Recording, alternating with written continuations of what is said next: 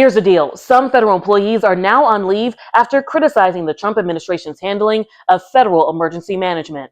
If you're new here, I'm Kirsten Garris, and this is Here's the Deal with KG, where I break down some of the biggest stories nationwide. This video is also a collaboration with Get Real, America's first grassroots newsroom. So this week, more than 180 former and current FEMA employees sent a letter to Congress warning that major cuts to the agency leadership, and certain policy decisions could put lives at risk during hurricane season.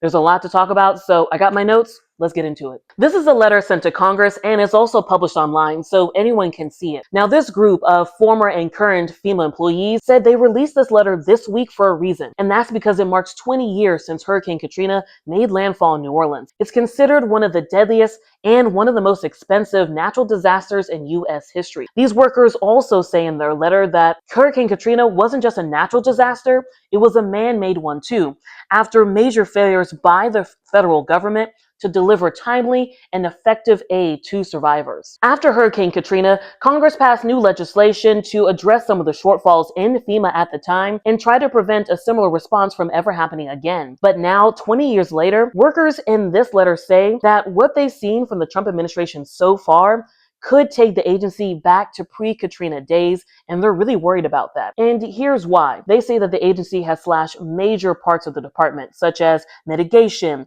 disaster recovery, and training and community programs. There are also some policy changes that could delay how quickly communities get aid after a natural disaster. Leading up to this 20th anniversary of Hurricane Katrina, I talked with Cess45. He's born and raised in the lower 9th Ward of New Orleans. He's a rapper and community activist. He told me he believes his own city could be better prepared for hurricane season, but even before this letter came out, he told me he had concerns about how prepared the federal government is for natural disasters. I don't even think the state or the federal government is prepared. As you see it with the cuts with FEMA and different resources. It's mind-boggling the way the U.S. government is proceeding. According to the Washington Post, more than 30 current FEMA employees are now on administrative leave after posting that open letter to Congress criticizing the Trump administration and protesting the agency's current leadership. Now, if you'd like to contribute to Get Real, America's first grassroots newsroom, make sure you check them out on social media, on Facebook, Instagram, TikTok, and YouTube. You can also check out their website, getrealnews.org. All right, y'all, that's it. Talk to y'all later.